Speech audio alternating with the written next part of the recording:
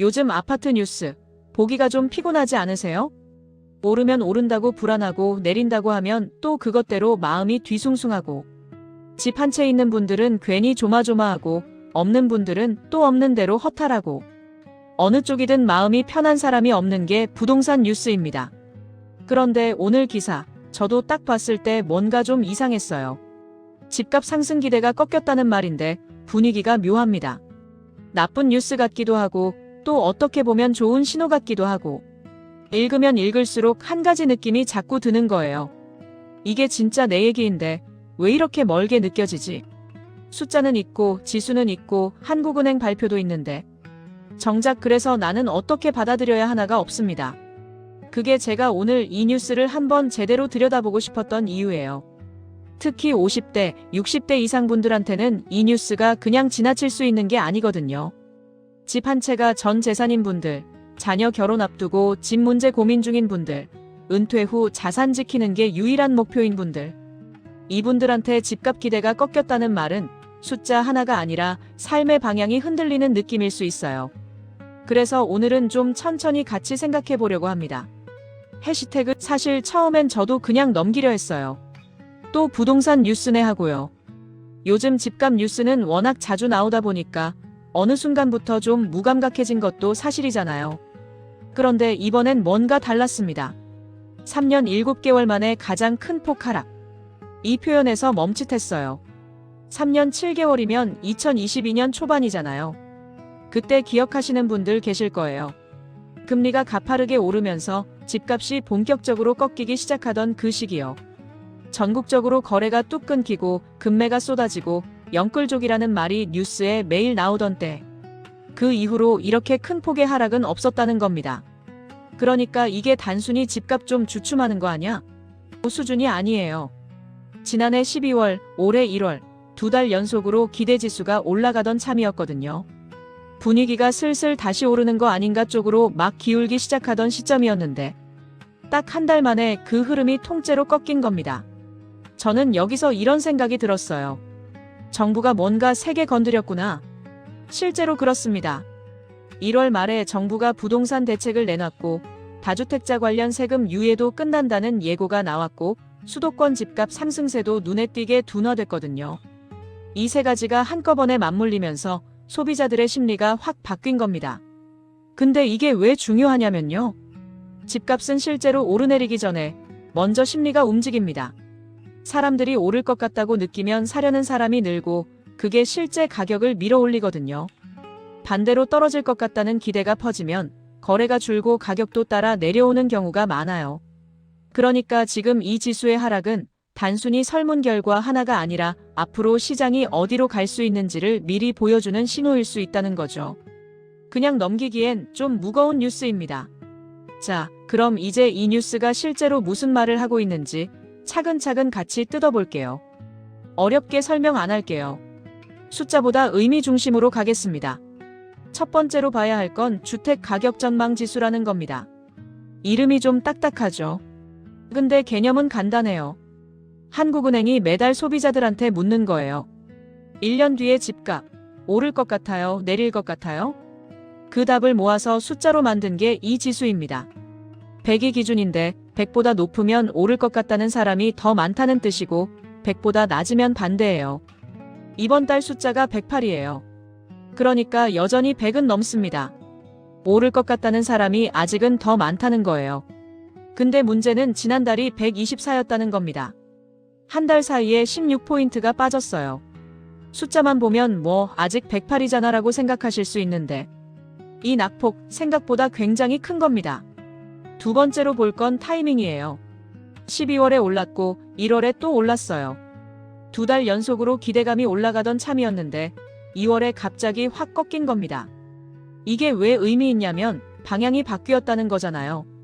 기차가 가속하다가 갑자기 브레이크 밟힌 느낌이랄까요? 속도가 줄었다는 게 아니라 흐름 자체가 끊긴 겁니다. 세 번째로는 왜 이렇게 됐냐는 건데요. 한국은행이 직접 이유를 세 가지 꼽았어요.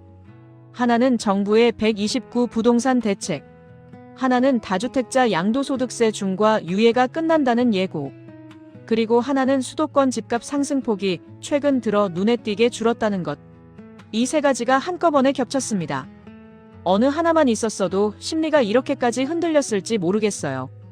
근데 셋이 동시에 터지니까 소비자들 입장에서는 이제 분위기가 달라지는 건가 하고 느낀 거겠죠. 마지막으로 한 가지 더. 소비자 심리 지수, 그러니까 경기 전반에 대한 심리는 오히려 올랐어요.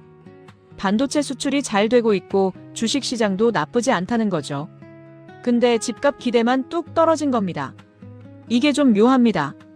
경기는 괜찮다는데 집값은 꺾인다는 심리. 이 두 가지가 같이 존재한다는 게 지금 우리 사회 분위기를 꽤 잘 보여주는 것 같았어요. 여기서 잠깐 제가 꼭 짚고 싶은 게 있어요. 이 뉴스 보고 나서 주변에 얘기해보면 크게 두 가지 반응으로 나뉘거든요. 한쪽은 드디어 집값 떨어지는 거야? 하고 반기는 분들. 다른 한쪽은 집 가진 사람들 이제 큰일 났네 하고 걱정하는 분들. 근데 솔직히 말씀드리면 둘 다 좀 성급한 해석입니다. 먼저 가장 많이 오해하는 부분부터 얘기할게요. 기대지수가 떨어졌다, 집값이 떨어진다. 이렇게 읽으시는 분들이 꽤 많아요. 근데 이건 다른 얘기예요. 이 지수는 실제 집값을 측정하는 게 아닙니다. 사람들이 앞으로 어떻게 될 것 같다고 느끼는 심리를 측정하는 거예요. 심리가 꺾인 거지, 지금 당장 집값이 떨어지기 시작했다는 게 아니라는 거죠. 물론 심리가 실제 시장에 영향을 주긴 합니다. 근데 그게 실제 가격 하락으로 이어지려면 시간도 걸리고 다른 조건들도 맞아야 해요. 지금 당장 집값 폭락 시작이라고 읽으시면 곤란합니다. 두 번째 오해는 반대쪽에 있어요. 아직 108이면 괜찮은 거 아냐? 별거 아니잖아. 이렇게 보시는 분들도 있거든요. 근데 이것도 놓치는 게 있습니다. 숫자 자체보다 중요한 건 방향이에요. 2달 연속 올라가던 흐름이 한 달 만에 꺾였다는 것. 그것도 3년 7개월 만에 가장 크게 꺾였다는 것. 이건 시장의 온도가 바뀌고 있다는 신호거든요. 108이라는 숫자보다 방향이 틀어졌다는 사실에 더 무게를 둬야 한다는 겁니다. 그리고 제가 보면서 좀 멈칫했던 게 하나 더 있어요. 많은 분들이 이 뉴스를 집 없는 사람한테 좋은 뉴스, 집 있는 사람한테 나쁜 뉴스로 단순하게 나눠서 보시거든요. 근데 꼭 그렇지만도 않아요. 집값 기대가 꺾이면 거래 자체가 줄어드는 경우가 많습니다. 사려는 사람도 좀 더 기다려보자 하고 멈추고, 팔려는 사람도 지금 팔면 손해 아닌가 하고 버티거든요. 그러면 시장이 얼어붙어요. 집 없는 분들 입장에서는 가격이 내려가길 기다리는데 거래가 없으니 살 수도 없는 상황이 올 수 있고, 집 있는 분들은 팔고 싶어도 살 사람이 없는 상황이 될 수 있어요. 이게 단순히 좋다 나쁘다로 나눌 수 없는 이유입니다. 부동산 뉴스는 항상 이렇더라고요. 숫자 하나가 나오면 사람마다 자기한테 유리한 방향으로 읽으려는 경향이 있어요. 근데 중요한 건 숫자 너머에 있는 맥락이고 그 맥락을 같이 보는 게 훨씬 중요합니다. 잠깐 시간을 좀 되돌려 볼게요. 억지로 과거 얘기 꺼내는 게 아니라 지금 이 상황이 어디서 왔는지를 알아야 지금이 보이거든요. 2022년 기억하시나요? 그해 여름부터 분위기가 싹 달라졌습니다. 코로나 끝나고 경기 살린다고 금리를 엄청 낮게 유지했었는데 갑자기 전 세계적으로 금리를 빠르게 올리기 시작했어요. 미국이 올리니까 한국도 따라갈 수밖에 없었고, 그러자 어떻게 됐냐면 대출 이자가 확 뛰었습니다. 그 전까지 어떻게든 대출 받아서 집 사야지 하던 분위기가 한순간에 이자를 어떻게 감당하냐로 바뀐 거예요. 집값이 오를 거라는 기대가 그때 크게 꺾였고 실제로 거래도 줄고 가격도 내려갔습니다. 이번에 나온 하락폭이 딱 그 시기와 맞먹는다는 거잖아요. 그러니까 이번 변화가 얼마나 큰 건지 좀 느껴지시죠? 그런데 그 이후로 시장이 어떻게 됐냐면요. 2023년 하반기부터 슬슬 다시 움직이기 시작했어요. 특히 서울, 수도권 중심으로 가격이 회복되는 모습이 나왔고, 사람들 심리도 조금씩 바닥 찍은 거 아닌가 쪽으로 기울었습니다. 그게 지난해 말, 올해 초까지 이어졌던 거예요. 12월, 1월 2달 연속으로 기대지수가 올라간 게 그 흐름이었고요. 분위기가 막 살아나려던 참이었는데 2월에 다시 꺾인 겁니다. 여기서 제가 느낀 게 있어요. 우리 부동산 시장이 참 피곤한 사이클을 반복하고 있다는 거예요. 오를 것 같으면 사람들이 몰리고 몰리면 가격이 오르고 가격이 오르면 정부가 대책을 내놓고 대책이 나오면 심리가 꺾이고, 꺾이면 거래가 줄고, 줄면 또 바닥을 기다리고. 이 사이클, 이번이 처음이 아닙니다. 2000년대 중반에도, 2010년대에도, 2020년대 초반에도 비슷한 패턴이 반복됐어요. 그러다 보니 이 뉴스를 보면서 드는 생각이, 또 이 구간에 들어온 건가 하는 묘한 기시감이었습니다. 물론 지금이 딱 그때와 똑같다고 할 수는 없어요. 그때는 금리 충격이 워낙 컸고, 지금은 그 정도의 외부 충격이 있는 건 아니니까요. 지금은 정부 정책이 직접적으로 심리를 건드린 케이스에 가깝습니다. 근데 그게 오히려 더 변수가 될 수 있어요. 정책은 바뀔 수 있으니까요. 금리는 경제 전체가 움직여야 바뀌는데 정책은 정부 판단 하나로 방향이 달라지기도 하거든요. 그래서 지금 이 심리 변화가 일시적인 건지 아니면 진짜 흐름의 전환점인지를 판단하는 게 쉽지 않습니다. 저도 솔직히 확신이 없어요. 근데 그 불확실함 자체가 지금 우리가 꽤 민감한 변곡점에 서 있다는 걸 말해주는 것 같습니다. 자, 이제 좀 더 가까운 얘기를 해볼게요. 지순이 정책인이 하는 얘기는 잠깐 내려놓고 이 뉴스가 실제로 우리 일상이랑 어떻게 연결되는지 그 얘기를 하고 싶어요. 먼저 이런 분들 생각이 났어요. 자녀 결혼 앞두고 집 문제 고민 중인 부모님들. 요즘 50대, 60대 분들 중에 이 상황인 분들 정말 많으시잖아요. 애는 결혼하고 싶은데 집값은 여전히 부담스럽고 좀 기다리면 내려가려나 싶다가도 기다리다가 더 오르면 어쩌나 싶고 이 뉴스가 나오면 그 고민이 또 한 번 흔들립니다. 기다리는 게 맞나 봐 싶다가도 앞서 말씀드린 것처럼 거래가 얼어붙으면 기다려도 살 수가 없는 상황이 올 수 있거든요. 답이 없는 고민이 더 깊어지는 느낌이랄까요? 이런 뉴스 나올 때마다 마음이 편치 않은 이유가 여기 있습니다. 두 번째로는 이미 집을 갖고 계신 분들 얘기예요. 특히 은퇴하셨거나 은퇴를 앞두신 분들. 집 한 채가 사실상 전 재산인 경우가 많잖아요. 노후 자금도 결국 이 집을 어떻게 하느냐에 달려있는 경우도 있고요. 집값 기대가 꺾인다는 뉴스는 이분들한테 단순한 시장 정보가 아니에요. 내 노후 계획이 흔들리는 건 아닌가 하는 불안으로 직결됩니다. 당장 집을 팔 계획이 없더라도 왠지 모르게 마음이 무거워지는 거죠. 그 감정 충분히 이해가 됩니다. 세 번째는 조금 다른 얘기인데요. 이런 심리 변화가 소비에도 영향을 준다는 겁니다. 집값이 오를 것 같으면 사람들이 좀 더 씁니다. 자산이 늘고 있으니까 하는 심리적 여유가 생기거든요.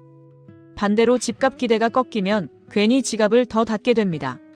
어디서 손해보는 거 아닌가 하는 불안이 소비 심리를 위축시키는 거예요. 실제로 이번 조사에서 소비자 심리 지수는 올랐다고 했는데 체감은 또 다를 수 있어요. 반도체 수출 잘 된다는 게 내 지갑이랑 직접 연결되는 느낌은 아니잖아요. 근데 집값 얘기는 바로 가슴에 꽂히거든요. 그 간격이 꽤 크다는 게 지금 우리 일상의 현실 같습니다.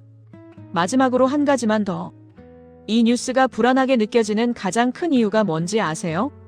예측이 안 된다는 거예요. 오를 것 같다고 했다가 한 달 만에 꺾이고, 꺾인다 싶으면 또 어느 순간 살아나고, 정부 대책도 언제 또 바뀔지 모르고, 이 불확실함 속에서 뭔가 결정을 내려야 하는 상황. 그게 제일 피곤하고 제일 힘든 부분 아닐까요? 아무것도 안 하는 것도 선택이고 움직이는 것도 선택인데 어느 쪽이 맞는지 아무도 확실하게 말해주지 않는 상황. 그 답답함이 오늘 이 뉴스 안에 고스란히 담겨 있는 것 같았습니다. 여기까지 같이 오셨으면 아마 머릿속이 좀 복잡하실 거예요. 그래서 어쩌라는 거야 싶은 분들도 계실 것 같고요. 근데 저는 오늘 그 질문에 답을 드리려는 게 아니에요. 솔직히 저도 모르거든요. 그리고 누군가 확실한 답을 준다고 하면 저는 오히려 그게 더 의심스럽습니다. 대신 이런 생각은 해볼 수 있을 것 같아요.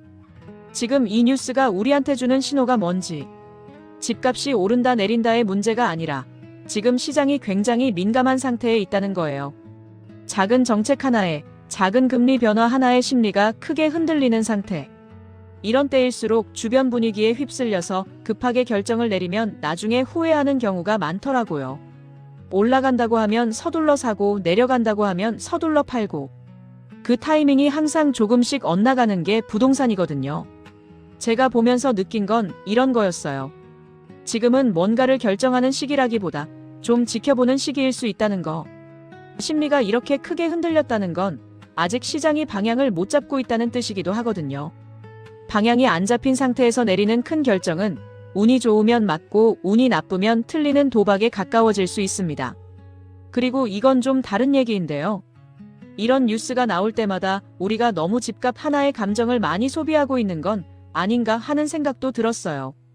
물론 집은 삶의 기반이고 자산의 전부인 분들도 많으니까 당연한 감정이에요. 근데 동시에 집값 뉴스 하나에 하루 기분이 좌우되고 불안이 커지고 가족끼리 갈등이 생기기도 하잖아요. 그 에너지가 너무 아깝다는 생각이 가끔 듭니다. 시장은 결국 우리가 통제할 수 없는 영역이거든요. 정부도 한국은행도 전문가도 완벽하게 예측 못하는 게 부동산이에요. 그러니까 지나치게 거기에 감정을 묶어두는 것보다 내가 실제로 통제할 수 있는 것들에 집중하는 게 훨씬 건강한 방향일 수 있어요. 마지막으로 이것만 말씀드릴게요. 이 뉴스를 어떻게 받아들이느냐는 결국 지금 내 상황이 어떠냐에 따라 달라집니다. 당장 집을 사야 하는 분, 팔아야 하는 분, 아니면 그냥 갖고 계시는 분. 각자의 상황이 다르고 각자가 느끼는 무게도 달라요. 그러니까 남의 판단을 따라가기보다 지금 내 상황에서 가장 흔들리지 않을 수 있는 선택이 뭔지를 천천히 생각해 보시는 게 좋을 것 같습니다. 조급함은 항상 가장 비싼 대가를 치르게 하더라고요. 부동산에서도 삶에서도. 오늘 꽤 긴 얘기를 같이 했네요. 숫자도 나왔고 정책도 나왔고 과거 얘기도 했고. 근데 저는 사실 오늘 이 뉴스를 보면서 내내 머릿속을 떠나지 않은 장면이 하나 있었어요. 강남 부동산 중개업소 앞에 서 있는 사람들 모습이요. 뉴스 사진에 항상 나오는 그 장면. 유리창에 붙은 매물 가격표 앞에서 말없이 서서 들여다보는 사람들. 그분들이 무슨 생각을 하고 있을지. 집을 사고 싶은 건지, 팔고 싶은 건지, 아니면 그냥 막연하게 바라보는 건지. 뭔가 결정을 해야 하는데 못하고 있는 건지. 그 복잡한 마음이 오늘 이 지수 하나에 다 담겨 있는 것 같았습니다. 부동산은 참 이상한 주제예요. 집은 사는 곳이기도 하고 자산이기도 하고 어떤 분들한테는 평생의 꿈이기도 하고 또 어떤 분들한테는 평생의 짐이기도 하거든요. 그러다 보니 집값 얘기만 나오면 사람들 감정이 이렇게 복잡해지는 것 같아요. 기쁨도 있고 불안도 있고 억울함도 있고 체념도 있고. 오늘 이 뉴스 하나가 그 감정들을 전부 건드렸습니다. 저는 오늘 결론을 드리지 않으려고요. 지금 사세요, 지금 파세요, 기다리세요 같은 말은 제가 할 수 있는 얘기가 아니에요. 그리고 솔직히 그런 말을 자신 있게 하는 사람이 있다면 저는 그 사람을 믿지 않을 것 같아요. 다만 오늘 이 얘기를 들으시면서 한 가지만 가져가셨으면 합니다.